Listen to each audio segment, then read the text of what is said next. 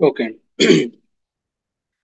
అందరికీ ప్రైజ్ అండి. మనం ఒక వచనం చదువుకొని క్లాస్ స్టార్ట్ చేసుకుందాము.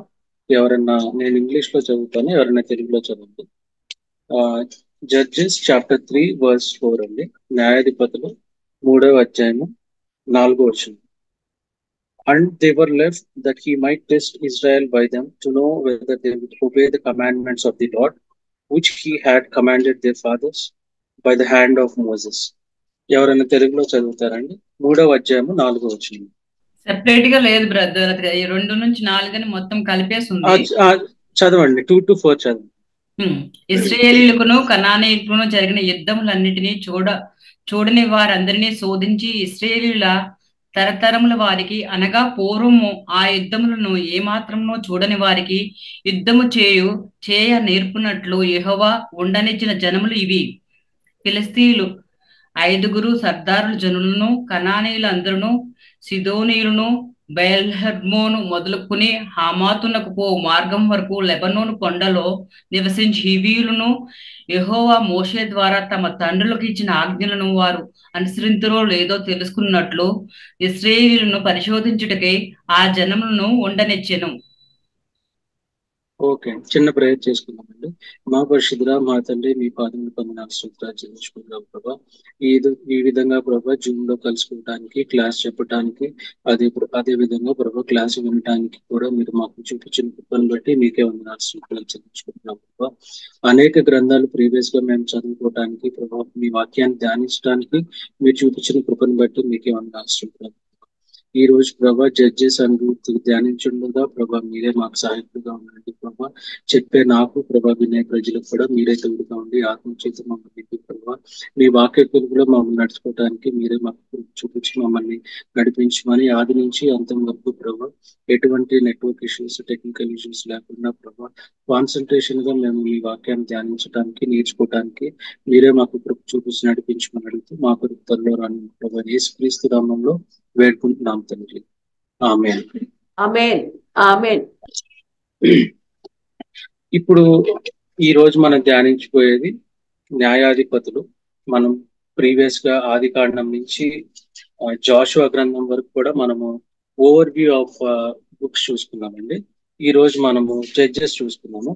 సో నేను ఎందుకు ఈ వర్స్ చదవమని చెప్పాను అంటే, ఈ వర్స్ నుంచే మనము నేర్చుకొని మళ్ళీ చివరి వరకు కూడా ఓవర్ వ్యూ చూసుకొని మరి ఆ వర్స్తోనే మనం ముగించుకుంటాం. ఇక్కడ ఇంగ్లీష్ లో ఏం రాయబడిందంటే, and they were left that he might test Israel by them to know whether they would obey the commandments of the Lord which he had commanded the fathers by the hand of Moses. So తెలుగులో మనకి ముఖ్యంగా ఇక్కడ last లో ఒక last part మనం చూసుకుంటే కనుక, తమ తండ్రులకు ఇచ్చిన ఆజ్ఞలను వారు అనుసరింతురో లేదో తెలుసుకొనున్నట్లు ఇజ్రాయేలీయులను పరిశోధించుటకై ఆ జనములను ఉండనిచ్చెను.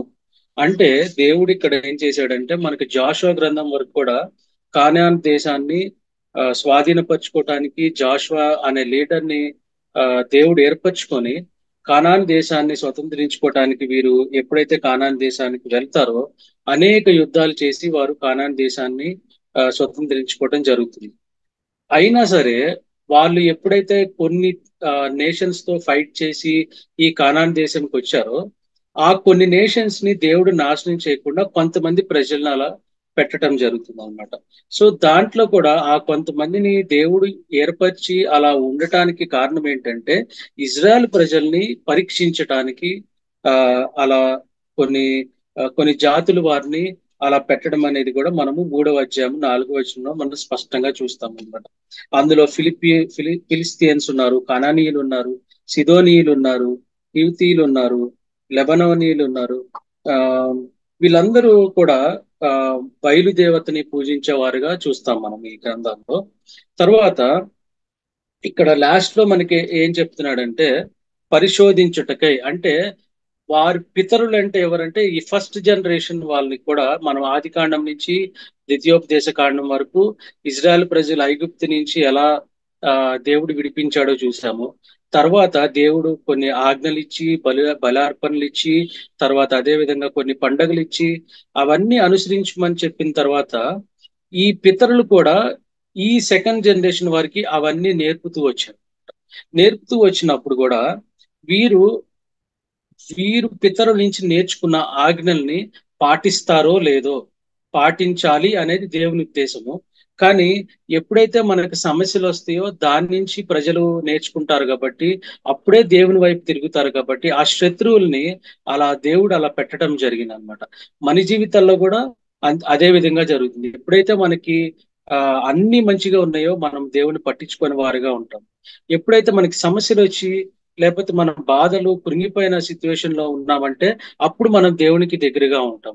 దేవుని ఉద్దేశం కూడా అదే. దేవుడు శత్రువుల్ని కానీ, మన జీవితంలో శత్రువుల్ని కానీ, లేకపోతే మనకున్న సమస్యల్ని కానీ అవి ఉద్దేశపూర్వకంగా చేసినవి కాదు, కానీ మనకి ఏదో నేర్పించడానికి, మనం దేవుని వైపు తిరగటానికి ఉపయోగపడేలా ఉంటాయి. కానీ అది దేవుడు కావాలని చేసిన సందర్భం అయితే కాదనేది మనం ఇక్కడ నేర్చుకోవాలి. అదేవిధంగా మనము జస్ట్ ఓవర్ వ్యూ ఒకటి చూసుకుందాము జడ్జెస్ గురించి. జడ్జెస్ మీనింగ్ వచ్చేసరికి మనకి లీడర్ ఆర్ డెలివరర్ అని పిలుస్తాము. అందులోనే హెబ్రీ నేమ్ వచ్చేసి షోఫ్టీమ్, SHOFTIM, షోఫ్టీమ్. దీని మీనింగ్ ఏంటంటే, క్లోజర్ మీనింగ్ ఏంటంటే లీడర్ అనే క్లోజర్ మీనింగ్ అనేది మనం చూస్తాం. అదే వర్డ్కి గ్రీక్ లో క్రితాయ్, KRITAI అనే మీనింగ్ వస్తుంది. దాని మీనింగ్ కూడా లీడర్ అని పిలుస్తాం. ఇంగ్లీష్ ట్రాన్స్లేషన్ లో మనకి జడ్జ్ గా పిలుస్తాం. సో ఈ న్యాయాధిపతుల గ్రంథంలో మనకి ఈ గ్రంథం ఎవరు రాశారు అనేది అయితే రాయబడలేదు ఎక్కడ. కొన్ని గ్రంథాల్లో మనకి మోషే రాసినట్లు మనకి డైరెక్ట్ స్పీచ్ ద్వారా కానీ, ఇండైరెక్ట్ స్పీచ్ ద్వారా కానీ అక్కడ నేరేషన్ అనేది కనిపిస్తుంది. న్యాయాధిపతుల్లో మనకు అది కనిపించదు. కానీ మెనీ బైబిల్ స్కాలర్స్ చెప్పేది ఏంటంటే సమూయేలే రచించాడు అనేది కూడా ఇక్కడ మనకు కనిపిస్తుంది. అది మనం ఎలా చెప్పగలగమంటే మనకి చాప్టర్ 17 and 6, జడ్జెస్ చాప్టర్ 17:6 లో మనం చూస్తే గనక, in those days there was no king in Israel, everyone did what was right in his own eyes. So మనకి తెలుగులో చదువుతానండి, ఒక్క నిమిషం. ఆ దినములలో ఇశ్రాయేలీయులకు రాజు లేడు, ప్రతి వాడును తన ఇష్టానుసారంగా ప్రవర్తించుచూ వచ్చెను. ఓకే అండి, ఇక్కడ మనకి ఫస్ట్ వర్డ్ చూసుకుంటే ఆ దినములలో రాజు లేడు అనేది కనిపిస్తుంది. అంటే ఇది బహుశా అప్పుడు రాయలేదు, తర్వాత రాశారు అనే ప్రూఫ్ మనకి ఈ సెంటెన్స్ ద్వారా క్లియర్ గా అర్థమవుతుంది. అంటే జరిగిన తర్వాత రాయబడిన సందర్భాలుగా మనం చూస్తాం. అంటే న్యాయాధిపతులు పరిపాలించడం కంప్లీట్ అయిపోయిన తర్వాత మనకి వచ్చే న్యాయాధిపతి ఎవరు అంటే సమూయేలు ఒక ప్రవక్త, న్యాయాధిపతిగా వ్యవహరించాడు కాబట్టి ఆ సమూయేలే ఈ గ్రంథాన్ని రాశాడు అనేది కూడా మనకి స్పష్టంగా ఈ వచనం ద్వారా కనిపిస్తుంది. ఎవరికి రాయబడింది అంటే ఇజ్రాయెల్ ప్రజలకే రాయబడింది. మళ్ళీ ఇజ్రాయెల్ ప్రజలు ఎక్కడున్నారు ఈ సిచ్యువేషన్ లో అంటే వీరు కొన్ని మోయాబు దేశంలో కానీ లేకపోతే కానాన్ దేశంలో కానీ ఉంటారు ఈ సిచ్యువేషన్ జరిగే సమయంలో. ఎప్పుడు రాయబడింది అంటే 1045 BC to 1000 BC కాలంలో రాయబడింది. సో ఈ న్యాయాధిపతులు మొత్తం అంటే ఈ హిస్టరీ టైమ్ స్పాన్ ఎంత అని కనుక చూస్తే మనము సుమారు 350 సంవత్సరాల నుంచి 400 సంవత్సరాల యొక్క చరిత్ర ఈ న్యాయాధిపతుల గ్రంథంలో రాయబడినట్లుగా మనం చూస్తాం. పర్పస్ ఎందుకు ఈ న్యాయాధిపతుల గ్రంథం ఎందుకు రాయబడింది అనే కొన్ని విషయాలు చూసుకుంటే, హిస్టరీ ఆఫ్ జడ్జెస్ అంటే న్యాయాధిపతులు పరిపాలించిన కాలంలో వారి హిస్టరీ, వారి గురించి మనం నేర్చుకోవటం కానీ వారి నుంచి మనము ఏవి సరిచేసుకోవాలి అనే విషయాలు కూడా ఈ న్యాయాధిపతుల ద్వారా మనకి దేవుడు నేర్పించడం అనేది పర్పస్ గా మనం చూస్తాం. అదేవిధంగా ఇజ్రాయెల్ ప్రజలకి నేర్పించడానికి, అంటే నాయకుడు లేని దేశం కానీ నాయకుడు లేని నేషన్స్ కానీ ఉంటే ప్రజలు ఎలా చెడిపోతారు అనే దానికి నిదర్శనంగా ఈ పర్పస్ ఆఫ్ జడ్జెస్ గా మనం చూస్తాం. అదే విధంగా సంఘాల్లో కూడా అంతే కదా, నాయకుడు లేని సంఘం కానీ ఇవి ఎలా ఉంటాయో మనం ప్రస్తుతం ఉన్న రోజుల్లో కానీ ప్రస్తుతం ఉన్న పరిస్థితుల్లో మనం స్పష్టంగా చూస్తాం. అదేవిధంగా the value of a good leader అంటే ఒక న్యాయాధిపతి నీతిగా పరిపాలిస్తే దేశం ఎలా ఆశీర్వదింపబడుతుంది అనే విషయాలు కూడా దేవుడు ఈ గ్రంథం ద్వారా మనం నేర్పించడానికి మనం చూస్తాం. అదే విధంగా గాడ్స్ గ్రేస్ అంటే దేవుని కృప, ఎప్పుడైతే ఇజ్రాయెల్ ప్రజలు పడిపోతూ వస్తూ మళ్ళీ దేవుడు న్యాయాధిపతిని ఏర్పరిచి మళ్ళీ వారిని సరైన దారిలో పెట్టడము, మళ్ళీ వీరు ఆ వేరే దేవతల వైపు చూడటము, లేకపోతే అన్య స్త్రీలను పెళ్లి చేసుకోవటము, ఇలాంటివన్నీ కూడా ఇక్కడ మనము ఈ న్యాయాధిపతుల గ్రంథంలో చూస్తూ వస్తాం. సో దేవుని కృప ఉండబట్టి వీరు ప్రతి క్షణం కూడా, అంటే ప్రతిసారి పాపం చేసినప్పుడు కూడా ఎప్పుడైతే దేవునికి వీరు మొరపెట్టుకుంటారో దేవుడు విని వారిని విడిపించి, ఎట్లయితే ఈ న్యాయాధిపతుల గ్రంథము మొత్తం చూసుకుంటే గనక దేవుని కృప మనం నేర్చుకోవటం జరుగుతుంది. అంటే దేవుని కృప గురించి తెలుసుకోవటం అనేది ముఖ్య ఉద్దేశంగా మనకి కనిపిస్తుంది. ఇందులో మనకి 3 విషయాలు కనిపిస్తాయి జడ్జెస్ లో. ఇంగ్లీష్ లో చెప్పాలంటే డిసోబీడియన్స్, డిసిప్లైన్, డెలివరెన్స్. అంటే వీరు డిజోబీడియంట్ అంటే దేవునికి వ్యతిరేకంగా కానీ దేవునికి అవిధేయతగా ఉండే ప్రజలుగా ఫస్ట్ ఉంటారు. తర్వాత డిసిప్లైన్, అదే విధంగా వీరు ఎప్పుడైతే డిజోబీడియన్స్ ఉన్నాడో దేవుడు మళ్ళీ వీరిని డిసిప్లైన్ లో పెడతాం చూస్తాము. డిసిప్లైన్ పెట్టి తర్వాత మళ్ళీ వీళ్ళని డెలివరెన్స్ అంటే విమోచించడం అనేది చూస్తాం. ఇది 7 సైకిల్స్ కనిపిస్తుంది జడ్జెస్ లో. 7 సైకిల్స్ మనకి కనిపిస్తుంది, అది తర్వాత మనం చూస్తాము. ఈ 7 సైకిల్స్ లో కూడా డిసోబీడియన్స్, డిసిప్లైన్ అండ్ డెలివరెన్స్ అనేది మనకి ఈ న్యాయాధిపతుల ద్వారా మనం నేర్చుకోవచ్చు. సో కీ వర్సెస్ మనం ఇప్పుడే చదువుకున్నాము. నౌ దెర్ వాజ్ ఇందులో 17:6 చాప్టర్ లో మనం చదువుకున్నాం కదా, అదే కీ వర్డ్స్ మనకి. In those days there was no king. తర్వాత కీ వర్డ్స్ ఏంటంటే evil in the eyes of lord. అంటే మనకి అనేక వచనాల్లో జడ్జెస్ లో కూడా మనం చూసే ఒకే ఒక పదం ఏంటంటే evil in the eyes of lord. అంటే దేవుని దృష్టిలో చెడు కార్యములు చేశారు అనేది ఈ పదం అనేది మనకి చాలా అధ్యాయాల్లో మనకి ఈ జడ్జెస్ లో కనిపించడం అనేది మనం గమనిస్తాం. తర్వాత డిజోబీడియన్స్ అంటే అవిధేయత కనిపిస్తుంది, అదే డిసిప్లైన్ కనిపిస్తుంది, మనకి డెలివరెన్స్ కనిపిస్తుంది, స్ట్రెంగ్త్ కనిపిస్తుంది. సో ఈ కీవర్డ్స్ మీద బేస్ అయ్యి మనకి ఈ న్యాయాధిపతులు అనేది ఉండటం అనేది మనం చూస్తాం. అదే విధంగా కీ క్యారెక్టర్స్ అంటే ప్రతి అధ్యాయంలో కూడా మనకి కీ క్యారెక్టర్స్ అనేది చూస్తూ వస్తాం. ఇందులో జడ్జెస్ లో మనకి కీ క్యారెక్టర్స్ ఏంటంటే ఒత్నియేలు, డెబోరా, గిద్యోన్ అండ్ జెఫ్తా అనేవారు కీ క్యారెక్టర్స్. ఎట్లయితే మనకి జాషువా, కాలేబు ఎలా చూస్తామో, అదే విధంగా ప్రీవియస్ పంచకాండాల్లో మోజెస్, అహరోను, వీళ్ళందరూ ఎట్లా అయితే మనకి కీ క్యారెక్టర్స్ ఉన్నారో ఈ అధ్యాయం లేకపోతే ఈ గ్రంథంలో కూడా మనకి కీ క్యారెక్టర్స్ ఎవరంటే ఒత్నియేలు, డెబోరా, గిద్యోను, జెఫ్తా అనేవారు న్యాయాధిపతులుగా ఉన్న కాలంలో వీళ్ళు ఒక కీ క్యారెక్టర్స్ గా మనం ఈ గ్రంథంలో వీరి నుంచి మనం నేర్చుకోవాల్సిన వారుగా ఉంటాం. మనకి 21 చాప్టర్స్ గా డివైడ్ చేసుకోవచ్చు వీటిని. మనము స్పిరిచువల్ కండిషన్ అనేది first 2 chapters, 3 to 16 7 sin cycles అనేది చూస్తాము. తర్వాత 17 to 21 చాప్టర్స్ స్పిరిచువల్ కొలాప్స్ అనేది మనం చూస్తాం.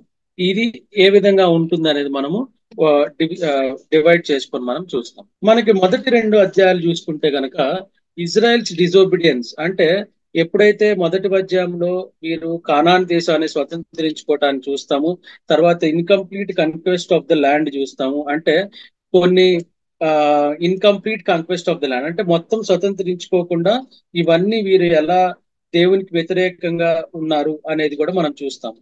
అదే విధంగా 2వ అధ్యాయంలో కూడా అదే కంటిన్యూ అవుతూ వస్తుంది. డిజోబీడియన్స్ అంటే అవిధేయత చూస్తాము. తర్వాత జాషువా చనిపోవటం అనేది కూడా మనం 2వ అధ్యాయంలో చూస్తాము. 2వ అధ్యాయం 11వ వచనం నుంచి 23వ వచనం కూడా వరకు కూడా వీరు దేవునికి ఎట్లా కోపం తెప్పించారనేది చూస్తాం. మనకి 2 వచనాలు ఇక్కడ మనకి క్లియర్ గా కనిపిస్తాయి. 2వ అధ్యాయం 14వ వచనంలో and the anger of the Lord was hot against Israel అనేది మనకి పలుమార్లు కనిపిస్తుంది ఈ న్యాయాధిపతుల గ్రంథంలో. 2వ అధ్యాయము 14వ వచనంలో కాబట్టి యెహోవా కోపాగ్ని ఇజ్రాయేలీయుల మీద ఉండెను. ఈ కోపాగ్ని లేకపోతే కోపం, యెహోవా కోపం అనే విషయం మనకి ప్రతి న్యాయాధిపతి అంటే న్యాయాధిపతి రావటము, వీరు రక్షించబట్టము, మళ్ళీ న్యాయాధిపతి చనిపోయిన తర్వాత మళ్ళీ వీరు అన్ని దేవతలను పూజించటము, మళ్ళీ దేవుణ్ణి మొరపెట్టుకోవటము, లేదంటే దానికంటే ముందు మళ్ళీ దేవుడికి కోపం తెప్పించడము, మళ్ళీ ఎప్పుడైతే వీరు శత్రువుల దేశానికి అప్పగించబడతారో మళ్ళీ అప్పుడు దేవుని వైపు చూచి ఏడవటము, తర్వాత మళ్ళీ దేవుడు వారిని మళ్ళీ ఇంకో న్యాయాధిపతిని ఏర్పరచుకొని ఆ శత్రువుల నుంచి విమోచించటము, ఇవన్నీ కూడా మనం చూస్తూ వస్తాం ఈ న్యాయాధిపతుల గ్రంథంలో.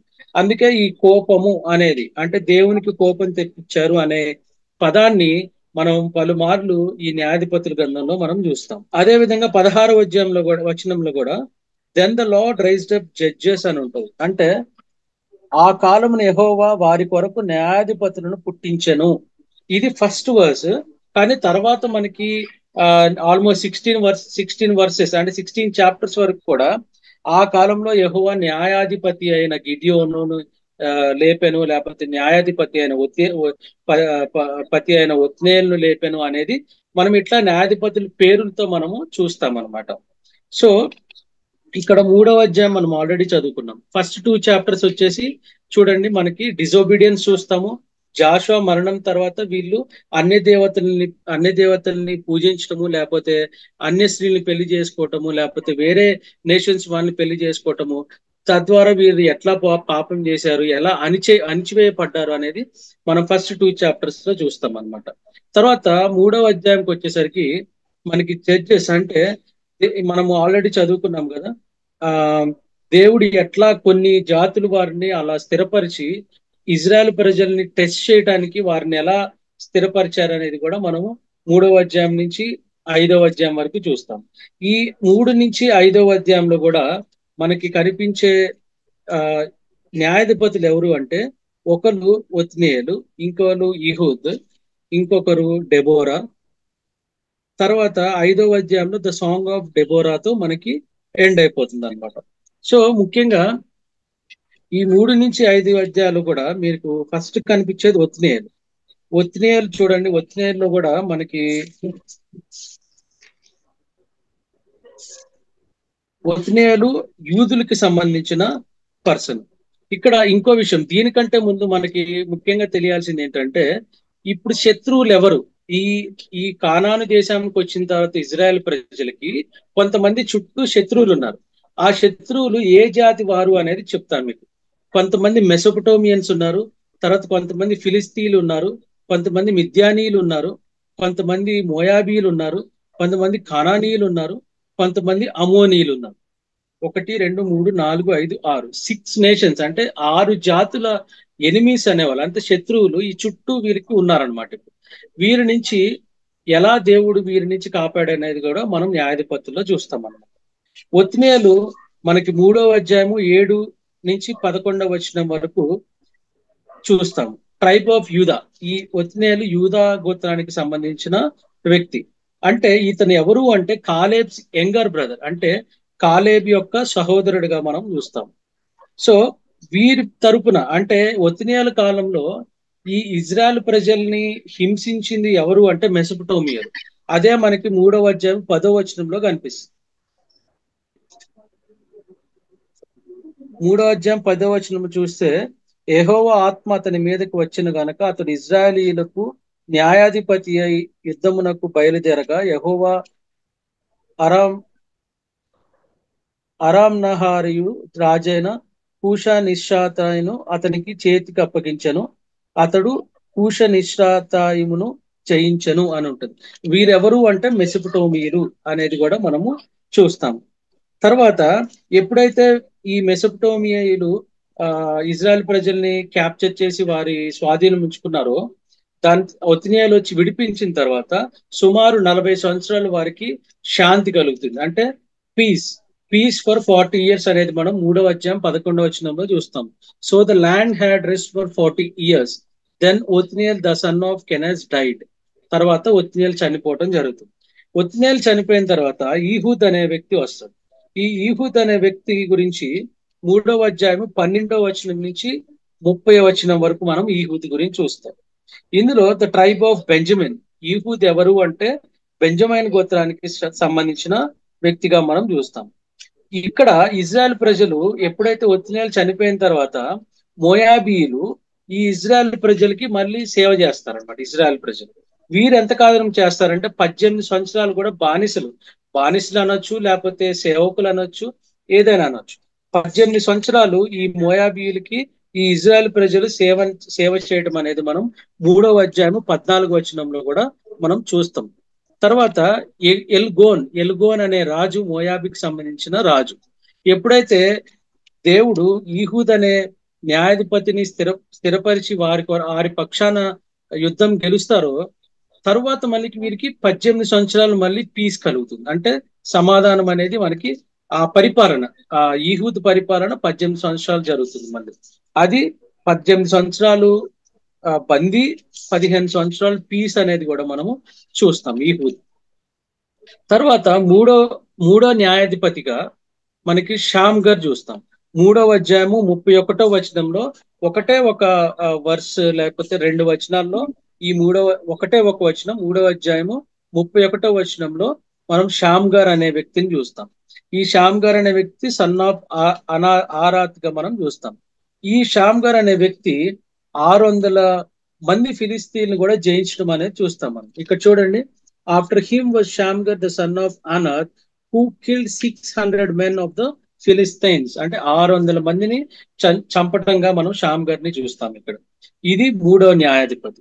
4వ న్యాయాధిపతి మనకి చాలా ముఖ్యమైన న్యాయాధిపతిని అనొచ్చు, లేకపోతే డెబోరా. స్త్రీ న్యాయాధిపతుల్లో డెబోరా ఒక న్యాయాధిపతుల్లో డెబోరా అండ్ బారాక్ అనే వ్యక్తి కూడా ఉంటాడు అనమాట. ఈ డెబోరాని ఎప్పుడైతే ఈ కానాను రాజు అయిన జాబిన్ ఎప్పుడైతే శత్రువుగా వచ్చి వీరిని హింసించడం మొదలు పెడతారో ఆల్మోస్ట్ 20 years వరకు కూడా ఈ ఇజ్రాయెల్ ప్రజల్ని వారు ఇబ్బంది పెట్టడం అనేది మనము 4వ అధ్యాయము 2వ వచనంలో చూస్తాం. తర్వాత ఇజ్రాయెల్ ఎప్పుడైతే 20 సంవత్సరాలు వారిని బాధిస్తారో తర్వాత డెబోరా వస్తుంది. డెబోరా ఎవరు అంటే లిఫోదోత్ వాళ్ళ యొక్క వైఫ్ గా పత్నిగా మనము చూస్తామన్నమాట. తర్వాత డెబోరా ఏ గోత్రానికి సంబంధించిన వ్యక్తి అంటే ఎఫ్రాయిం గోత్రానికి సంబంధించిన వ్యక్తి. ఆ రిఫరెన్సెస్ అయితే లేదు కానీ మనకి ప్రీవియస్ గ్రంథాలని బట్టి కూడా, బైబిల్ స్కాలర్స్ ని బట్టి ఈ డెబోరా అనే వ్యక్తి కూడా ఎఫ్రాయిం గోత్రానికి సంబంధించిన వ్యక్తిగా మనము చూస్తాం. సో ఎక్కడ వీరు చేస్తారు అంటే Caesarea, commander of Jabin's army. Jabin అనే వ్యక్తి రాజు, కానానికి రాజు. సిసేరియా అనే వ్యక్తి ఈ సైన్యానికి అధిపతిగా ఉన్నాడు అనమాట. ఇదే మనము 4వ అధ్యాయము 7వ వచనంలో చూస్తాం. And against you I will deploy Sisera the commander of Jabin's army అని ఉంటది. 4వ అధ్యాయము 7వ వచనంలో మనం చూస్తే, నేను నీ దగ్గరకు యాబీను సైన్యాధిపతి అయిన సిసేరాను, అతని రథములను, అతని సైన్యమును కీషోను ఏటి వద్దకు కూర్చి నీ చేతికి అతనిని అప్పగించదనని ఇజ్రాయేలు దేవుడైన యెహోవా సెలవిచ్చి ఉండలేదా అని డెబోరా చెప్పగా అని ఉంటుంది.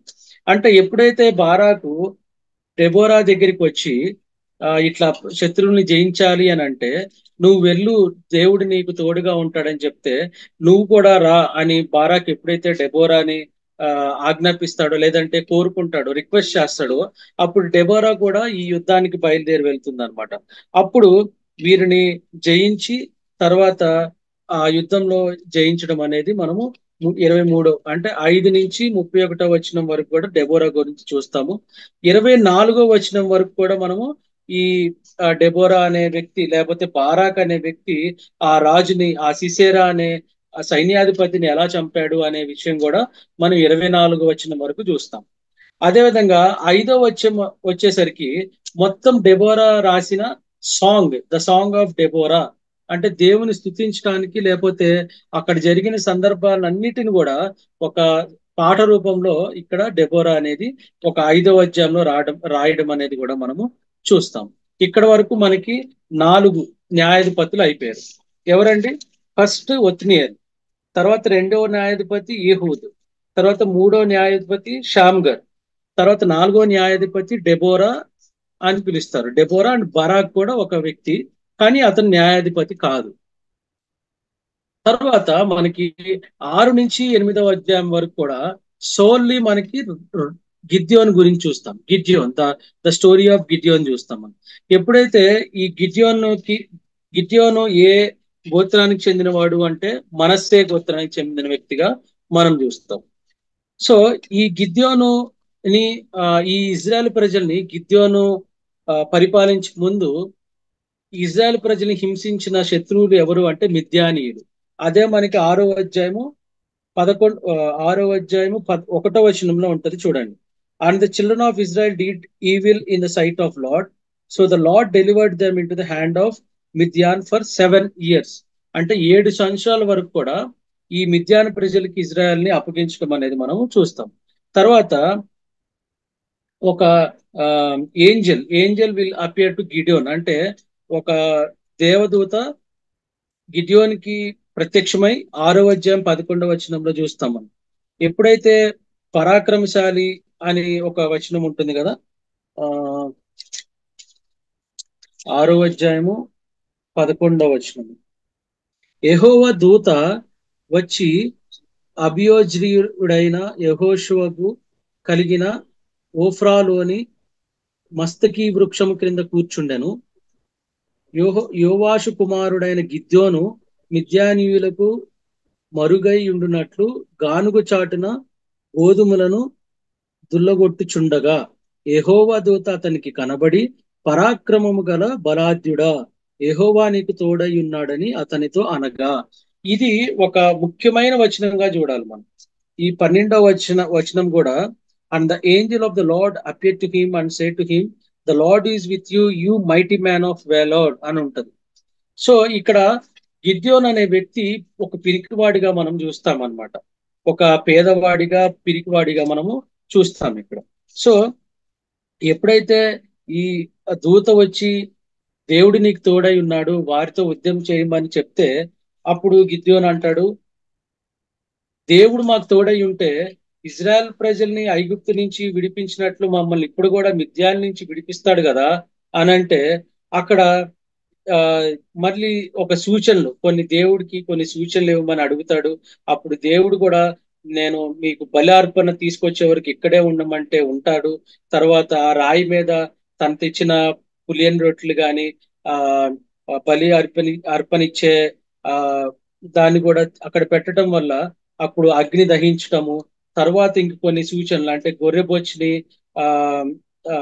గొర్రెబొచ్చి కాలేలాగా చేయమంటము, దాని చుట్టూ మంచు వచ్చేలా చేయమంటము. తర్వాత 3వ సూచనగా గొర్రెబొచ్చు మంచు రాకుండా చుట్టూ మంచు రావాలి అని కొన్ని సూచనలు దేవుడిని ఎప్పుడైతే అడుగుతాడో అప్పుడు గిద్యోనికి ఒక కాన్ఫిడెన్స్ అనేది చూస్తాం. లోపలికి మిషన్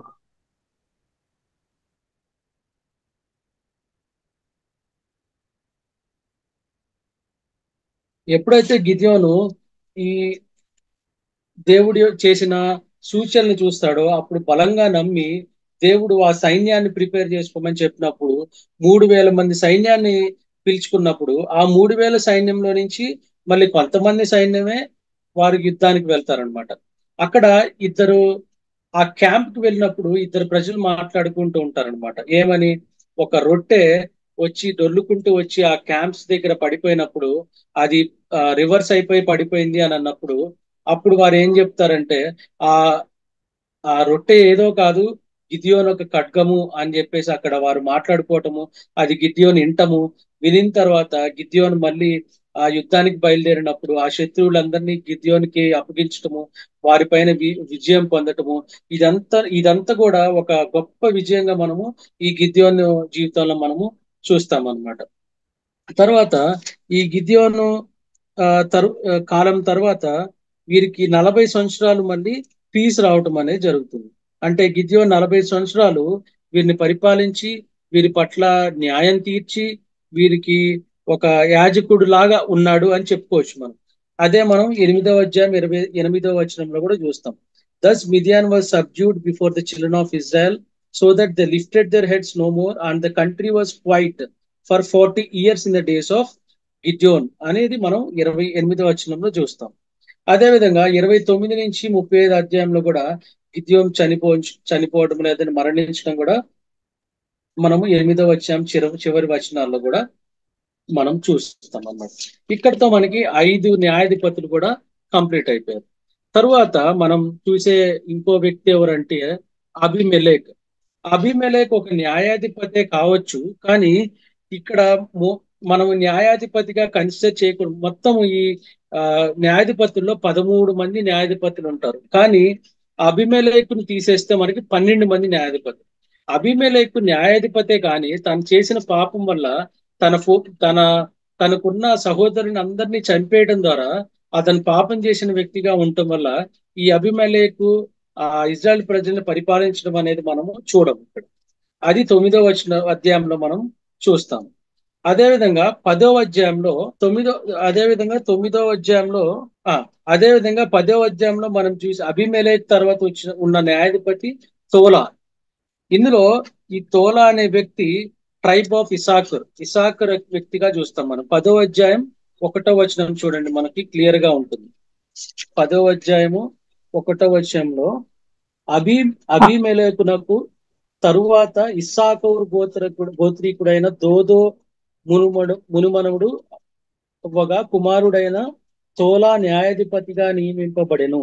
అతడు ఎఫ్రాయిమీల మన్యమందలి షామీరులో నివసించిన వాడు అనేది మనకి కనిపిస్తుంది అన్నమాట. సో ఈ న్యాయాధిపతుల టైంలో తోలా పరిపాలించినప్పుడు 23 సంవత్సరాలప్పుడు కూడా 23 సంవత్సరాలు పరిపాలించి వారికి పీస్ గా ఉండటం అనేది మనము ఈ తోలా న్యాయాధిపతిగా ఉన్న కాలంలో చూస్తాం.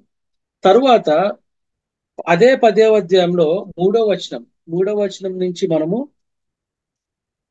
జాయిర్ అనే వ్యక్తిని కూడా మనము చూస్తాం. తెలుగులో ఏముందండి? యాయూర్ అనే న్యాయపతి కూడా మనము ఈ 3వ వచనం నుంచి 5వ వచనం వరకు మనము చూస్తాం. ఈ యాయూరు పరిపాలించిన కాలము, లేదంటే వీరికి ఇజ్రాయెల్ ప్రజలకి సమాధానం ఉన్నంత కాలం ఎంత అంటే 22 సంవత్సరాలుగా మనం చూస్తాం. అదే విధంగా కొంత ఇన్ఫర్మేషన్ అయితే ఇంకా రాయబడింది. యాయూరికి 30 మంది సంతానం అనేసి రాయబడింది అన్నమాట ఇక్కడ. తర్వాత ఇక్కడతో మనకి 8 న్యాయాధిపతుల పరిపాలన మనం చూస్తాం. అదేవిధంగా 9వ న్యాయాధిపతిగా మనము జెఫ్తాను చూస్తాం. అది 10వ అధ్యాయము 6వ వచనం నుంచి 12వ అధ్యాయము 7వ వచనం వరకు కూడా మొత్తం జెఫ్తా గురించే మనము చూస్తాం. ఈ జెఫ్తా ఉన్న కాలంలో, అంటే ఈ యాయూరు చనిపోయిన తర్వాత ఇజ్రాయెల్ ప్రజల్ని బాధించడానికి లేకపోతే హింసించడానికి వచ్చిన జాతి వారు ఎవరు అంటే ఫిలిస్తీన్లు అమ్మోనీయులు కూడా వస్తారనమాట. అది మనము 10వ అధ్యాయము 7వ వచనంలో చూస్తాం. So the anger of the Lord was hot against Israel and he sold them to the hands of Philistines and to the hands of people of Ammonians అని మనకి 10వ అధ్యాయంలో 7వ వచనంలో కూడా మనం చూస్తాం. తర్వాత 18 సంవత్సరాలు వారు హింసించబడతారు. తర్వాత ఇజ్రాయెల్ ప్రజలు మళ్ళీ దేవునికి మొరపెట్టుకొని ఏడవటం జరుగుతుంది. తర్వాత జెఫ్తా అనే వ్యక్తి వచ్చి వారిని పరిపాలించడం జరుగుతుంది. గాడ్స్ పొజిషన్ అనేది మనము 11వ అధ్యాయము 24వ వచనంలో కూడా మనము చూస్తాం.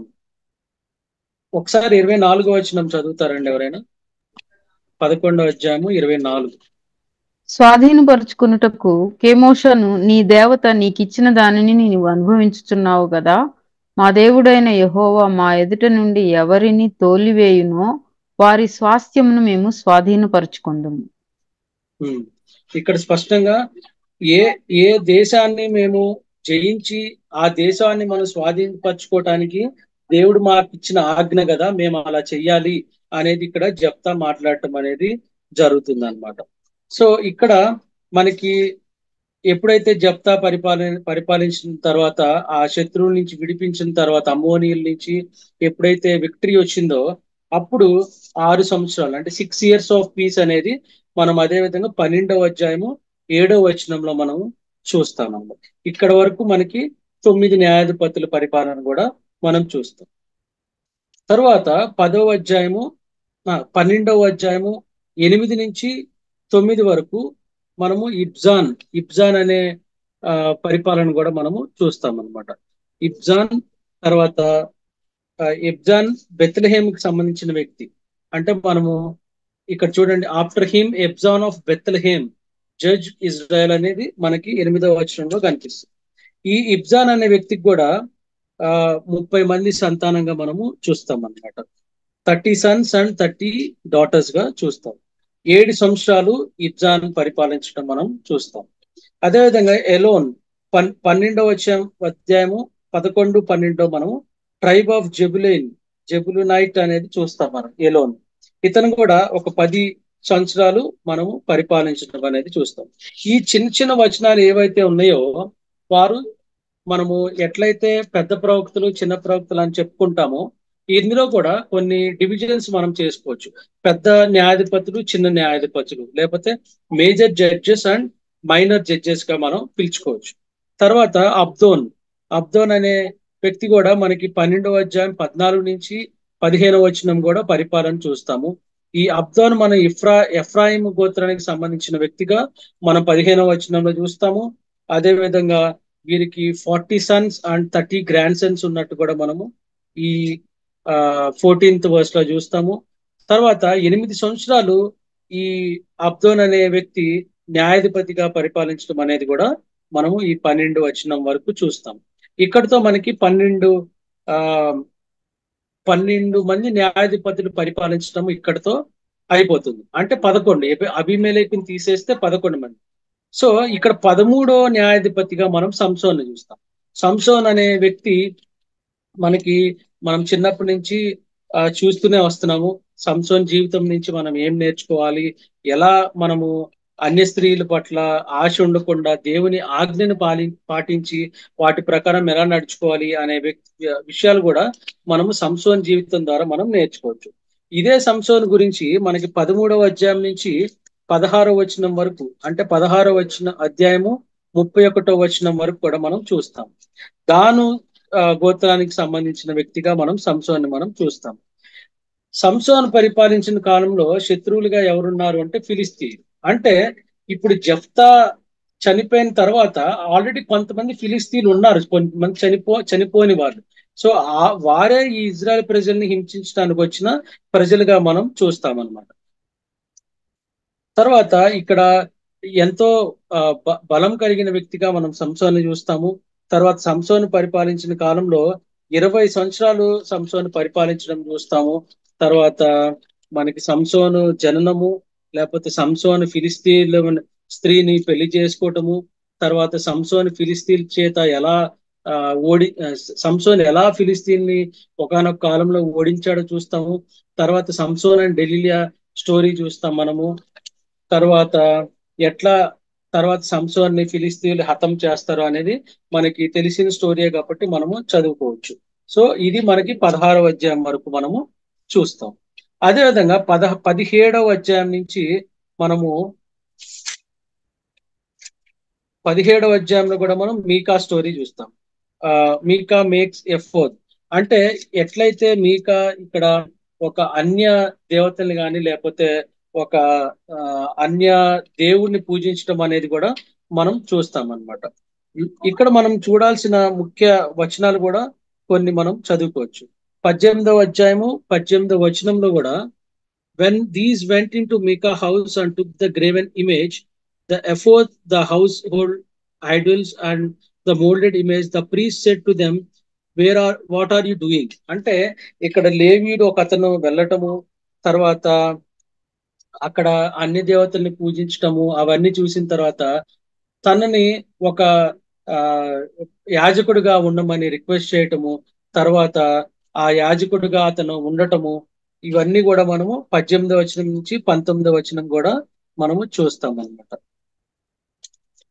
తర్వాత 19, 20 నుంచి కూడా మనము ఈ బెంజామినీలతో, ఇక్కడ ఇజ్రాయెల్ ప్రజలు బెంజామినైట్స్ కి ఫైటింగ్ జరుగుతుంది అనమాట. అంటే 20th చాప్టర్ లో మనం చూస్తే గనక ఇజ్రాయేలు బెంజమీన్లు కూడా ఇజ్రాయిలే, కానీ వారికి యుద్ధం ఎందుకు జరిగింది అంటే అక్కడ గిలియాద్ అనే వ్యక్తి, గిలియాదీలు వారు చేసిన పాపం. అంటే ఇక్కడ మొత్తం మనము చదువుకోవచ్చు అనమాట.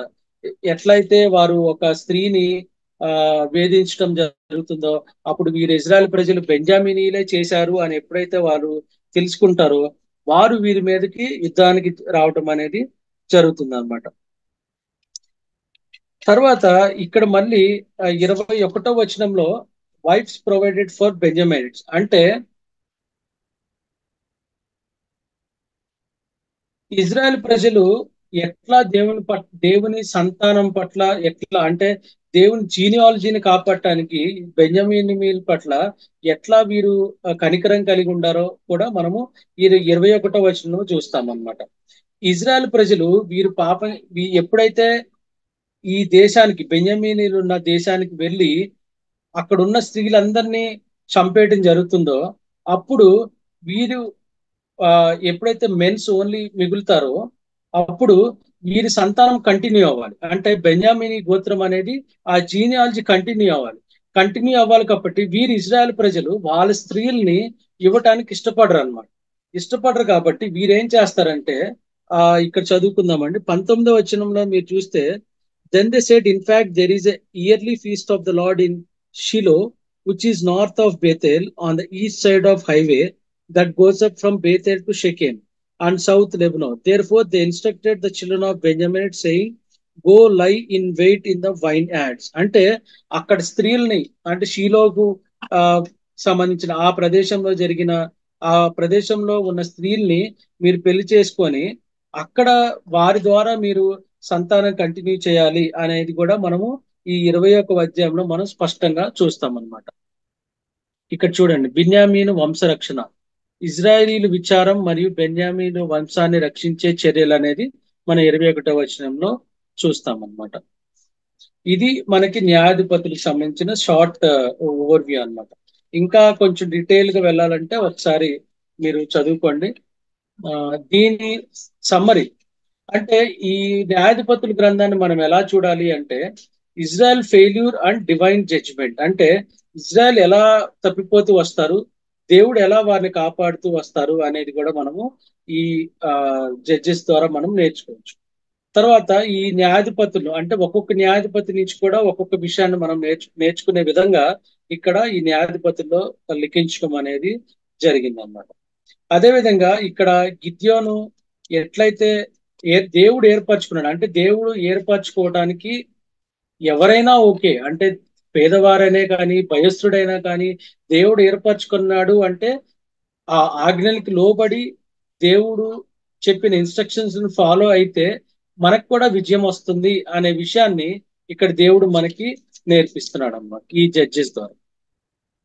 సో ఇంకోటి చూడండి, ఇక్కడ major judges and minor judges మనం చూస్తాం. ఇక్కడ ఒత్నేలు, ఈహూదు, డెబోరా, గిద్యోన్, జెఫ్తా, సంసోన్, వీళ్ళందరూ కూడా మేజర్ జడ్జెస్. తర్వాత మైనర్ జడ్జెస్ వచ్చేసి షామ్గర్, తోలా, యాయిరు అంటే ఇంగ్లీష్ లో జైర్ అండ్ ఎబ్జాన్, ఎలోన్, అబ్డోన్, వీళ్ళు మాత్రం మనకి మైనర్ ప్రాఫిట్స్ గా మనం చూస్తూ వస్తాం అన్నమాట.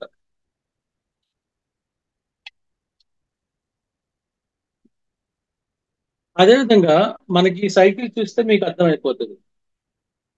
ఇక్కడ చూడండి, ఇజ్రాయెల్ ప్రజలు, ఇది 7 సైకిల్స్ అన్నమాట. ఇది ఇక్కడ చూడండి, Israel rejects God and turns to serve false God. ఎప్పుడైతే జాషువా చనిపోయిన తర్వాత ఇజ్రాయెల్ ప్రజలు అన్య దేవతల వైపు చూస్తారు అనేది ఇక్కడ ఉంది. తర్వాత God reacts to Israel's idolatry with righteous anger, అంటే దేవునికి కోపం తెప్పించే పనిగా అక్కడ చూస్తాం. తర్వాత దేవుడు ఇజ్రాయెల్ ప్రజల్ని ఏదో ఒక జాతి వారికి అప్పగించటము, శత్రువులకు అప్పగించడం అనేది చూస్తాం. తర్వాత ఇజ్రాయెల్ ప్రజలు మళ్ళీ దేవుని వైపు చూసి ఏడవటము, Israel repents and cries out to God for mercy, అంటే దేవుని కృప కోసం వీళ్ళు మళ్ళీ పాకులాడటం అనేది మనం చూస్తాం.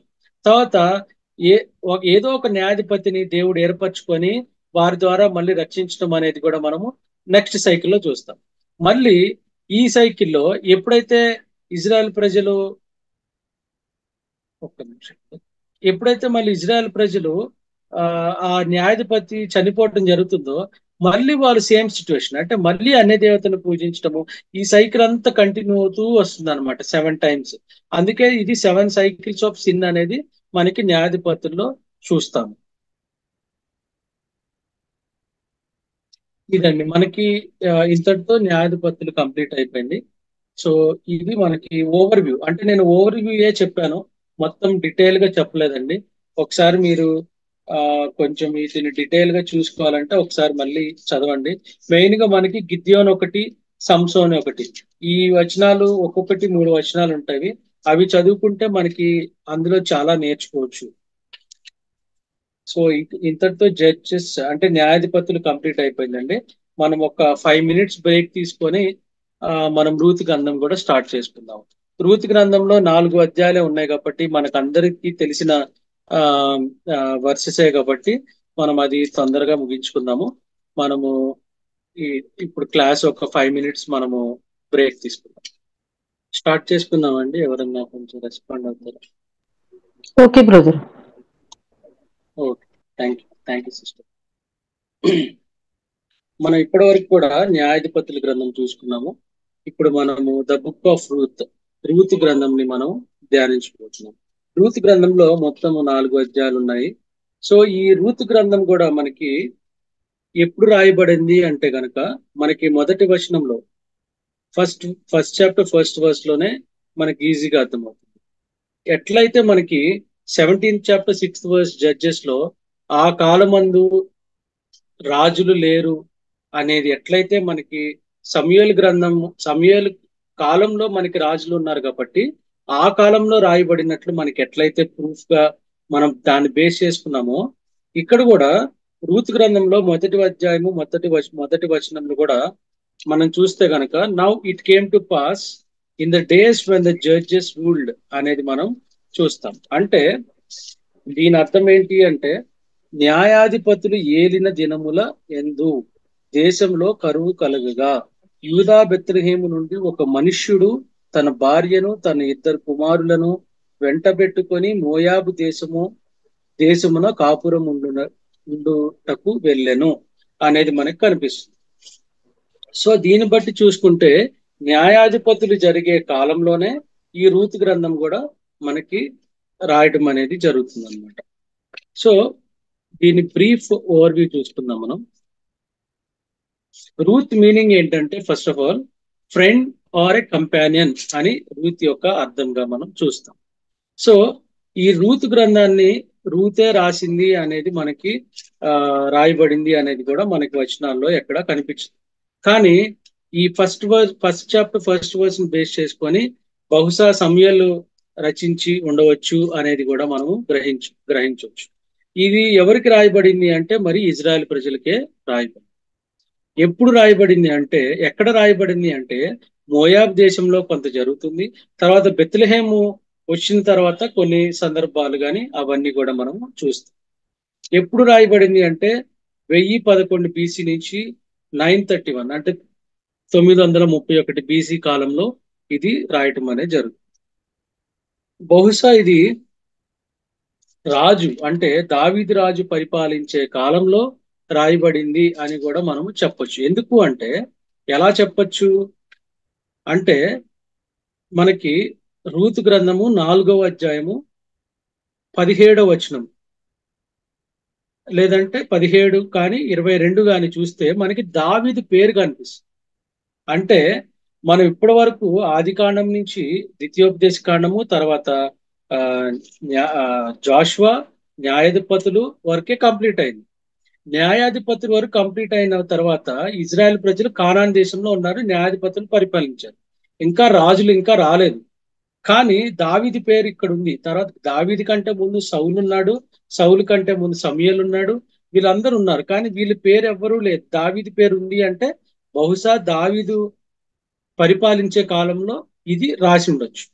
సో ఎందుకు ఈ గ్రంథం యొక్క పర్పస్ అంటే, what is the purpose of writing this book అనేది చూస్తే గనక, టు ఎవిడెన్స్ అంటే దావీదు యొక్క వంశావళిని గుర్తు చేసుకోవటానికి, లేదంటే దాని గురించి మనకి నేర్పించడానికి, లేదంటే దాని గురించి చెప్పటానికి ఈ బుక్ మనకి రాయబడినట్టుగా చూస్తాం.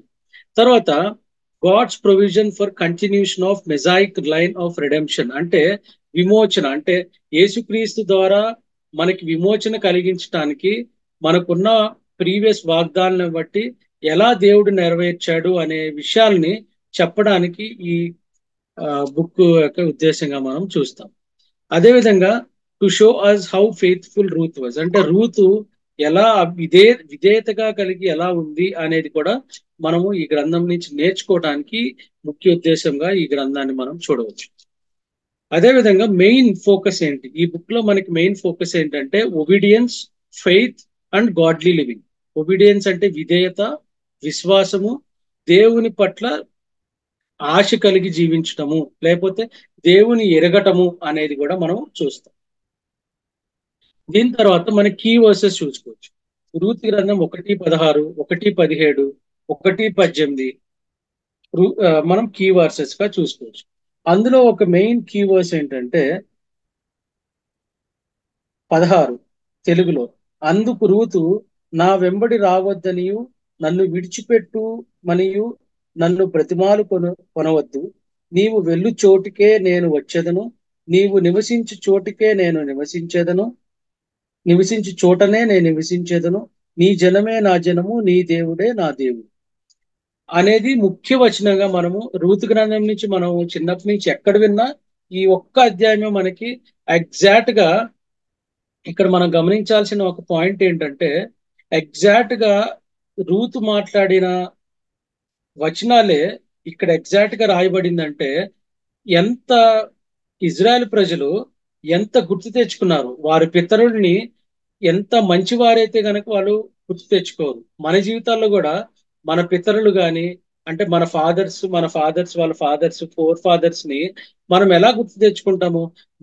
వాళ్ళు ఇలా సేవ చేశారు, దేవుని పట్ల బాగా ఆసక్తి కలిగి ఉండేవాళ్ళు, ఇట్లా సేవ చేసేవాళ్ళు అని మనం ఎలా చెప్పుకుంటామో, అదే విధంగా ఇజ్రాయెల్ ప్రజలు కూడా వీరు అంటే రూతు, నయోమి, బోయాజు వీరి మంచితనం గురించి రాజుల కాలం అంటే ఈ రూతుకి దావీదు కాలానికి కూడా చాలా గ్యాప్ ఉన్నప్పటికీ ఈ ఒక్క వచనము ఎగ్జాక్ట్ గా అలా రాసి పెట్టారు అంటే దీనివల్ల ఎంత ప్రామినెంట్ అంటే ఎంత కీ రోల్ ప్లే చేశారు అంటే వీరు ఎంత ఫెయిత్ఫుల్ గా ఉన్నారు, ఎంత లాయల్ గా రూత్ ఉంది అనేది చెప్పడానికి మనకి మెయిన్ ఉద్దేశంగా ఈ బుక్ ను మనం చూడాలి ఈ వచనం ద్వారా. తర్వాత కీవర్డ్స్, మెయిన్ కీవర్డ్స్ ఏంటి ఈ పుస్తకంలో అనేది చూస్తే loyalty, kindness, harvest, marriage, redemption. ఈ 5 కీవర్డ్స్ ద్వారా మనం ఈ బుక్ మొత్తం చదువుకోవటానికి అవకాశం ఉంటుంది. ఈ 5 కీవర్డ్స్ గుర్తుంటే మనకి ఈ బుక్ కూడా ఈజీగా అర్థం అవటానికి అవకాశం ఉంటుంది. అదేవిధంగా ఇందులో మనకి 4 చాప్టర్స్ ఉన్నాయి. మొదటి అధ్యాయము మనకి డెసిషన్ అండ్ డిటర్మినేషన్, అంటే రూత్ యొక్క నిర్ణయము అని చెప్పొచ్చు, లేదంటే నిర్ణయము తను తీసుకున్న సంకల్పం, లేకపోతే డిటర్మినేషన్ సంకల్పం కానీ, లేకపోతే డిటర్మినేషన్ అంటే తెలుగులో ఏమంటాము, డిటర్మినేషన్ అంటే నిశ్చయిత, అంటే పట్టుదల అని కూడా చెప్పొచ్చు. తర్వాత సెకండ్ చాప్టర్ లో చెప్పండి సిస్టర్. నిశ్చయత. తర్వాత రెండవ అధ్యాయంలో మనం హార్వెస్ట్ అండ్ మీటింగ్ బోయాజ్ అనేది చూస్తాం. మనం అంటే ఎట్లా రూతు మనం చూద్దాము సెకండ్ చాప్టర్ వచ్చినప్పుడు. తర్వాత థర్డ్ చాప్టర్ లో రిక్వెస్ట్ చూస్తాము. ఫోర్త్ చాప్టర్ లో మ్యారేజ్ అండ్ రిడెంప్షన్ గురించి మనము చూస్తాం. సో ఫస్ట్ చాప్టర్ లో మనకి రూత్ లాయాలిటీ టు నయోమి కనిపిస్తుంది. సో మనము ఇక్కడ ఫస్ట్ నుంచి 5th చాప్టర్ వరకు చూస్తే అనగనగా ఒక అట్లా కొంచెం అబీమెలెకు ఉండెను, అబీమెలెకు వారు బెత్లెహేములో ఉండెను, అట్లా కొంచెం ఒక చిన్న స్టోరీ లాగా మనం చూస్తాం అనమాట.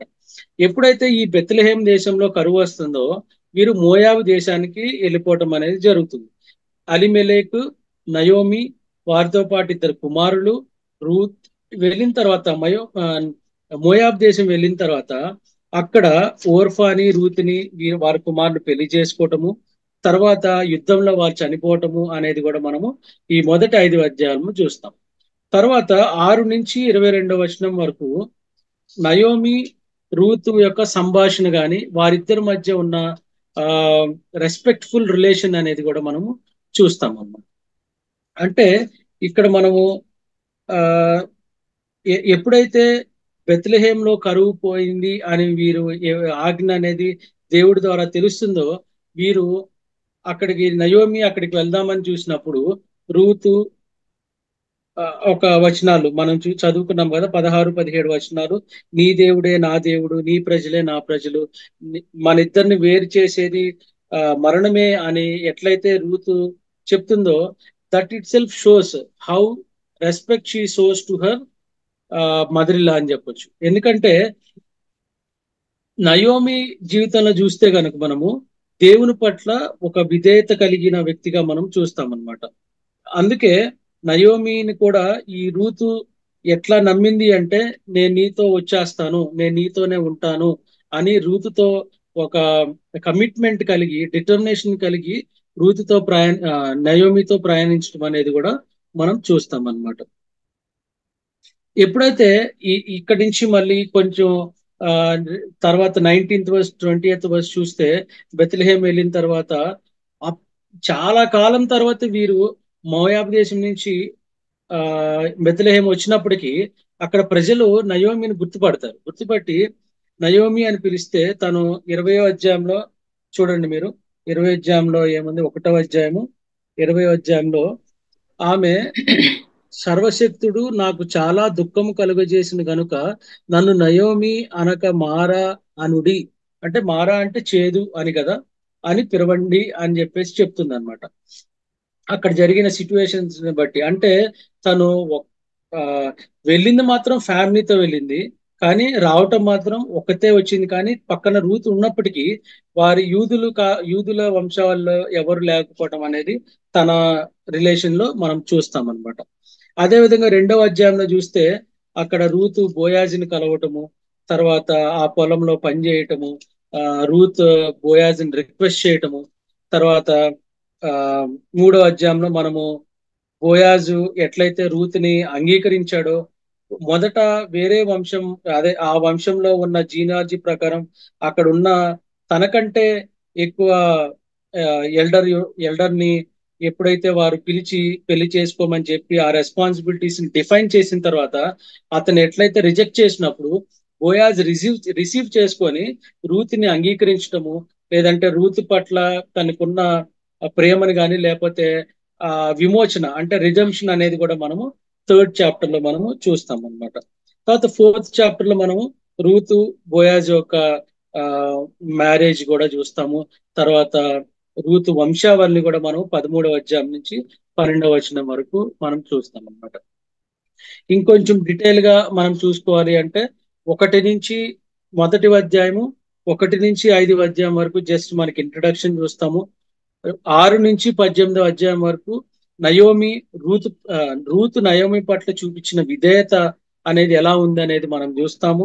తర్వాత 19 నుంచి 22వ వచనం వరకు వాళ్ళు బెత్లెహేం చేరడం చూస్తాము. అదేవిధంగా 2వ అధ్యాయంలో మళ్ళీ రూతు బోయాజ్ని కలుసుకోవటము, తర్వాత బోయాజు రూతు పట్ల ఒక కనికరం కలిగి ఉండటం అనేది చూస్తాము. తర్వాత 18 నుంచి 23వ వచనం వరకు అక్కడ జరిగిన సిచ్యువేషన్స్ అన్ని కూడా నయోమికి ఎక్స్ప్లెయిన్ చేయటము, తర్వాత నయోమి కొన్ని ఇన్స్ట్రక్షన్స్ ఇస్తే అవి తన పట్ల ఉన్న విధేయతను బట్టి అవి పాటించటము, అవన్నీ మనము 2వ వచనంలో చూస్తాం. తర్వాత 3వ వచనంలో కూడా నేను ఇప్పుడు చెప్పిందే ప్లాన్, నయోమి ఒక ప్లాన్ వేయటము, తర్వాత రూత్ బోయాజ్ దగ్గరికి వెళ్ళి తన అక్కడ ఆ కాలంలో ఎట్లా పెళ్లి చేసుకోమని అడుగుతారో ఆ స్టైల్లోనే రూత్ బోయాజ్ని రిక్వెస్ట్ చేసిన తర్వాత బోయాజ్ ఒక హామీ ఇవ్వటము, ఒక ఎష్యూరెన్స్ ఇవ్వటం అనేది కూడా మనం చూస్తాం. రిడెంప్షన్ కి ఎష్యూరెన్స్ కూడా మనము 3వ అధ్యాయంలో చూస్తాం. అదే విధంగా 4వ అధ్యాయంలో మనము బోయాజు రూతుని రక్షించడం చూస్తాము, తర్వాత ఓబేద్ జననం చూస్తాము, తర్వాత దావీదు వంశావళిని కూడా మనం చూస్తాం అన్నమాట. సో ఇక్కడ కొన్ని విషయాలు మనకి జీనియాలజీ చూడాలి అంటే గనక ఇక్కడ మీరు అబ్జర్వ్ చేయండి. అబ్రహాం సంతానం నుంచి వచ్చిన వాడే బోయాజ్, లోతు సంతానం నుంచి వచ్చిన పర్సనే రూత్ గా మనము చూస్తాం. సో అబ్రహాం నుంచి యూదా నుంచి పెరేజ్, తర్వాత బోయాజ్, తర్వాత ఇక్కడ మనం అబ్జర్వ్ చేసుకోవాల్సి రాహాబు గురించి కూడా ఇక్కడ తెలుసుకోవాలి. మనం రాహాబు ఒక అన్యురాలు, రూత్ కూడా ఒక అన్యురాలు. రాహాబు బోయాజ్ కి ఎట్లా రిలేషను అంటే, సల్మాన్ అనే వ్యక్తి, జాషువా తర్వాత వచ్చిన వ్యక్తుల్లో సల్మాన్ అనే వ్యక్తి అంటే స్పైస్ గా వెళ్ళినప్పుడు రాహాబుని రక్షించడం చూస్తాము. ఆ సల్మాన్ అనే వ్యక్తి రాహాబుని పెళ్లి చేసుకోవటము, తర్వాత రాహాబ్ నుంచి బోయాజ్ రావటము, బోయాజ్ నుంచి ఓబేద్ రావటం, ఓబేద్ నుంచి జెస్సే రావటము, జెస్సీ నుంచి దావీద్ రావటం కూడా మనము చూస్తాం అన్నమాట. ఈ జీనియాలజీ కంటిన్యూతో మనకి జీసస్ క్రైస్ట్ కూడా రావటం అనేది మనం ఈ జీనియాలజీలో చూస్తాం. సో ముఖ్యంగా మనము ఇక్కడ ఒక వచనం చూడండి, మాథ్యూస్ 1:5 లో కూడా Salmon the father of Boaz whose mother was Rahab. Rahab గురించి మత్తయి సువార్తలో మనకి కనిపిస్తుంది. తర్వాత Boaz the father of Obed whose mother was Ruth, Obed the father of Jesse అనేది మనకి ఇక్కడ కనిపిస్తుంది అనమాట. సో ఇక్కడ లొకేషన్ ఆఫ్ రెసిడెన్స్ అనేది చూడండి, ఇక్కడ మనం ఎట్లా చెప్పగలుగుతాము యూదుల Naomi లీవ్డ్ in Bethlehem which is located in the territory allocated to the tribe of Judah. This geographical association strongly suggests her tribal affiliation. అంటే ఎప్పుడైతే జాషువా తర్వాత ఆ కానాన్ దేశాన్ని విభజించడం, భూమిని విభజించడం జరుగుతుందో అప్పుడు యూదులకు ఇచ్చిన పార్టే అక్కడ ఉన్న ప్రదేశమే ఒకటి బెత్లెహేమ్. ఆ బెత్లెహేమ్కి సంబంధించిన వ్యక్తే నయోమిగా మనము ఇక్కడ చూస్తాం. సో ఆ జీనియాలజీని మనం తెలుసుకుంటే గనక మనకి గోయింగ్ ఫార్వర్డ్ ఈ రాజులు ఎవరు పరిపాలించారు, ఏ ట్రైబ్ ని ఎవరు పరిపాలించారు అనేది కూడా మనం ఈజీగా నేర్చుకో. సో దీని నుంచి మనము నేర్చుకోవాల్సిన పాఠాలు ఏంటి అంటే లాయల్టీ అండ్ ఫెయిత్ఫుల్నెస్. ఎప్పుడైతే మనము లాయల్ గా ఉంటామో, విశ్వాసం కలిగి ఉంటామో, దేవుడు ఎవరినన్నా ఏర్పరచుకొని విమోచించే వ్యక్తిగా ఉంటాడు అనేది మనము చూడొచ్చు. తర్వాత ప్రొవిడెన్స్ అండ్ రిడెంప్షన్. అంటే ఇక్కడ బోయాజు యేసుక్రీస్తు ప్రభు వారు ఎట్లయితే మనల్ని విమోచించారో, రక్షణ కార్యం జరిగించాడో, అట్లనే ఇక్కడ బోయాజ్ కూడా రూతు పట్ల కనికరం కలిగి రిసీవ్ చేసుకొని రిడెంప్షన్ చేయటం అనేది కూడా మనము బోయాజు జీవితంలో మనం చూస్తాం. తర్వాత మనం నేర్చుకోవాల్సింది ఏంటంటే ఇన్క్లూజివ్నెస్. అంటే రూతు ఒక అన్య స్త్రీ, అంటే వేరే దేశానికి చెందిన వ్యక్తి అయినప్పటికీ ఎట్లా దేవుడు ఆ వంశావళిలో జీసస్ అంటే గాడ్స్ జీనియాలజీలో ఎట్లయితే రూత్ని ఏర్పరిచాడు అనేది మనం చూస్తాం. అంటే దేవుడు ఏర్పరచుకోవాలంటే ఎవరినన్నా ఏర్పరచుకుంటాడు. అన్యులైనా ఎవరినన్నా దేవుడు నమ్మి విశ్వసించిన వాళ్ళు, విశ్వాసం పొందిన వాళ్ళ మనము విమోచించబడతాం. అంటే రాహాబు ఆ కాలంలో కూడా ఏం చెప్పింది, వాళ్ళు స్పైస్ గా వెళ్ళినప్పుడు, వేగుల వారు వెళ్ళినప్పుడు, మీ దేవుడు చేసిన అద్భుత కార్యాల గురించి నేను విన్నాను, ఐగుప్తు ప్రజల్ని ఎర్ర సముద్రం నుంచి దాటించడం అనేది నేను తెలుసుకున్నాను అనేది చూడలేదు, రాహాబ్ చూడలేదు, కానీ విని తెలుసుకొని నమ్మింది అనమాట. Lord, she believed the lord. అదే విధంగా రాహాబ్ కూడా నయోమి ఎట్లయితే దేవుడి పట్ల విధేయత కలిగి ఉందో, ఈ 1వ వచనంలోనే the Lord the Lord Lord Lord అనేది కొన్ని చోట్ల మనకు కనిపిస్తుంది. అంటే నయోమి జీవితాన్ని రూత్ అబ్జర్వ్ చేస్తూ వస్తుంది కాబట్టి తను దేవుని పట్ల ఎట్లా ఆసక్తి కలిగి ఉంది అనే విషయాన్ని రూత్ గ్రహించి, రూత్ కూడా స్ట్రాంగ్ గా చెప్పగలిగింది. ఏమని? నీ దేవుడే నా దేవుడు, నీ ప్రజలే నా ప్రజలని స్ట్రాంగ్ గా ఎందుకు చెప్పగలిగింది? నయోమి జీవితంలో చేదు అనుభవం, అంటే భర్త చనిపోవటము, పిల్లలు చనిపోవటము, ఇదంతా జరిగినప్పటికీ దేవుడిని నయోమి విడిచిపెట్టలేదు. అదే విధంగా రూత్ కూడా నయోమి జీవితం నుంచి నేర్చుకొని, అక్కడ ఎక్కువ మనకి రాయబడలేదు, కానీ మనం చూస్తే, మనం అర్థం చేసుకుంటే గనక, ఈ వచనాలన్నీ అర్థం చేసుకుంటే గనక ఏదో ఒక రీజన్, అంటే నయోమి స్ట్రాంగ్ గా లార్డ్, అంటే she believed in lord strongly, కాబట్టి రూత్ కూడా దేవుని పట్ల విశ్వాసం కలిగి ఉంది కాబట్టి దేవుడు తనని రక్షించుకొని ఏర్పరచుకున్నాడు అనేది కూడా మనము ఈ గ్రంథం నుంచి ముఖ్యంగా నేర్చుకోవాల్సిన పాఠాలుగా మనం చూస్తాం అన్నమాట. సో వెరీ షార్ట్ 4 చాప్టర్స్ లో మనకి రూతు గ్రంథం అనేది కనిపిస్తుంది మనకి. సో ఈ 4 చాప్టర్స్ అయినప్పటికీ చాలా చాలా ఇన్ఫర్మేషన్ చాలా అనేది మనము నేర్చుకోవచ్చు. ముఖ్యంగా లాయల్టీ అండ్ ఫెయిత్నెస్ ఒకటి మనం నేర్చుకోవచ్చు. తర్వాత ద పవర్ ఆఫ్ కైండ్నెస్, అంటే బోయాజ్ నుంచి కూడా కనికరం చూపించడం ద్వారా విమోచన ఎలా కలుగుతుంది అనేది మనం నేర్చుకోవచ్చు. తర్వాత హార్డ్ వర్క్ అండ్ ఇంటిగ్రిటీ. ఇక్కడ మనము 2వ అధ్యాయంలో అబ్జర్వ్ చేస్తే గనక, ఎప్పుడైతే రూతు నయోమి బెత్లెహేమ్ తిరిగి వచ్చిన తర్వాత వారు పేదవారు, అంటే తినటానికి ఉండాలి కాబట్టి నయోమి పొలానికి వెళ్ళి ఆ తిండి సేకరించడం కోసం ఎట్లయితే వెళ్ళిందో, తను నయోమి పట్ల ఉన్న విధేయత, ఆ కుటుంబాన్ని పోషించుకోవాలి అనే హార్డ్ వర్కింగ్ అనేది మనం రూత్లో చూసి, అలాంటి డెడికేషన్ కూడా మనం ఉండాలి అనేది కూడా మనం నేర్చుకోవచ్చు.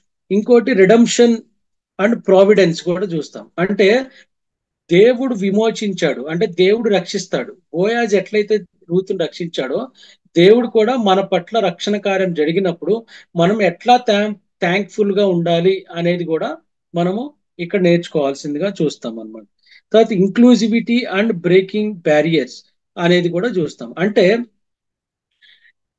ఇప్పుడు ఇంక్లూజివిటీ అంటే తెలుగులో రిసీవ్ చేసుకోవటం, అంటే అన్ని జాతుల వారిని కానీ అన్ని జాతి వారు కానీ దేవుని పట్ల విధేయత ఉన్న వాళ్ళని కూడా బోయాజ్ ఎట్లయితే రిసీవ్ చేసుకున్నాడు అనేది మనం అబ్జర్వ్ చేస్తే, మనం ఎట్లా జీవితంలో అట్లా రిసీవ్ చేసుకోవాలి అంటే, వేరే వాళ్ళని మనము ఆతిథ్యం ఇచ్చే ప్రజలుగా లేకపోతే ఆతిథ్యం ఇచ్చే వ్యక్తిగా ఉండాలి అనేది కూడా మనకి నేర్పిస్తున్నారు. అంటే వారు బయట వాళ్ళు, అన్య స్త్రీ వాళ్ళు, దేవుని నమ్ముకోలేదు అనేది లేదు. అంటే మనం అట్లా బిహేవ్ చేసే వ్యక్తులుగా ఉండకూడదు. We should receive every one, we should show the love of God to every one అనేది మనము ఈ బుక్ ఆఫ్ రూత్ ద్వారా మనం నేర్చుకోవచ్చు అనేది కూడా మనం ఈ బుక్ ఆఫ్ రూత్ ద్వారా మనం గ్రహించాల్సిన పాయింట్స్ గా మనం చూస్తాం అన్నమాట. సో ఇంతటితో మనకి బుక్ ఆఫ్ రూత్ కంప్లీట్ అయింది. నెక్స్ట్ వీక్ మనకి the first book of Samuel and the second book of Samuel కూడా మనం చూసుకుంటాం. సో ఇంతటితో మనకి టూ బుక్స్ కంప్లీట్ అయిపోయినాయి, the book of judges and the book of Ruth. ఏమన్నా క్వశ్చన్స్ కానీ, ఏమన్నా డౌట్స్ కానీ, ఏదన్నా గ్రాఫ్స్ ఏమన్నా కావాలంటే అడగండి, నేను పంపిస్తాను. బ్రదర్ వందనాలండి. అది రూతు గ్రంథంలో ఫస్ట్ మీరు తెలుగు అవి ఒకసారి పెట్టారు కదా, అది ఒకసారి పెట్టండి బ్రదర్. ఇదా అండి, ఒక్క నిమిషం నేను షేర్ చేస్తాను.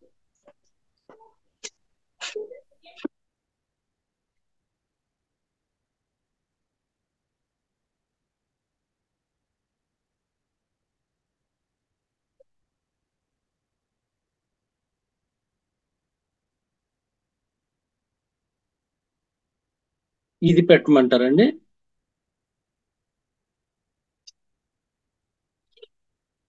హలో బ్రదర్, అదే బ్రదర్ ఫస్ట్ బ్రదర్. సరే, ఈ మొత్తం 4 చాప్టర్స్ పెట్టేస్తాను. ఇది ఒక్కటే సరిపోతుంది బ్రదరు. అంటే స్క్రీన్ చేద్దాం అనేసరికి వెళ్ళిపోయింది. పర్లేదు, తీసుకోండి. నేను పెద్ద స్క్రీన్ చేస్తున్నాను.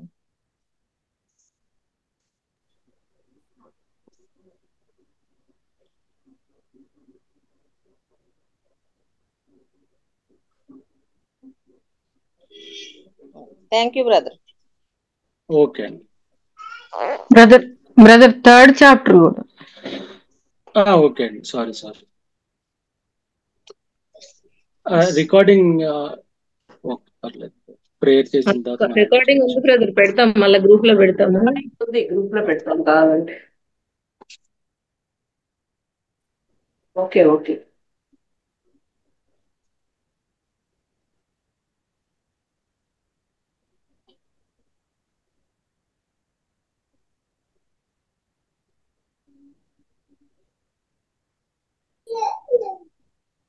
Thank you brother. ఇది కూడా తీసుకోండి, 4th చాప్టర్. మా బుక్ కంటే మీరు ఇచ్చే స్లైడ్స్ బాగా క్లియర్ గా ఉన్నాయి.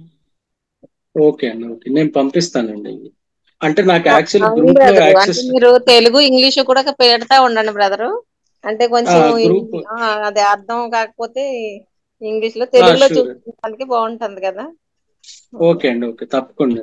మీరు అవి షేర్ చేసినప్పుడు మాకు 2 కలిపే పెట్టండి బ్రదర్. షూర్ అండి, షూర్. బ్యాక్ గ్రూప్ లో బ్రదర్ యాడ్ చేస్తాము. బ్రదర్ లాస్ట్ వీక్ జాషువాది రికార్డింగ్ ఉందా? జాషువాది రికార్డింగ్ అంటే చేశారండి. అది రికార్డింగ్ కావాలి బ్రదర్. లాస్ట్ వీక్ నేను ఆబ్సెంట్ అయ్యాను. ఉందండి రికార్డింగ్ లాస్ట్ వీక్ గ్రూప్ లో పెట్టండి మేడం ఒకసారి. సరే ఓకే పెట్టిస్తాను. ఓకే.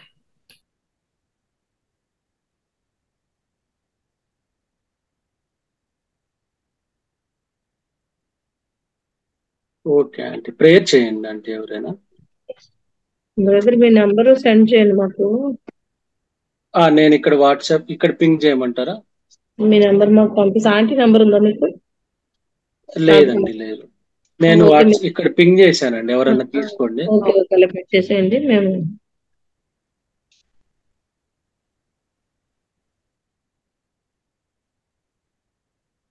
చిన్న ప్రార్థన చేయండి, మరి బెనిడిక్షన్ ఇవ్వండి బ్రదర్.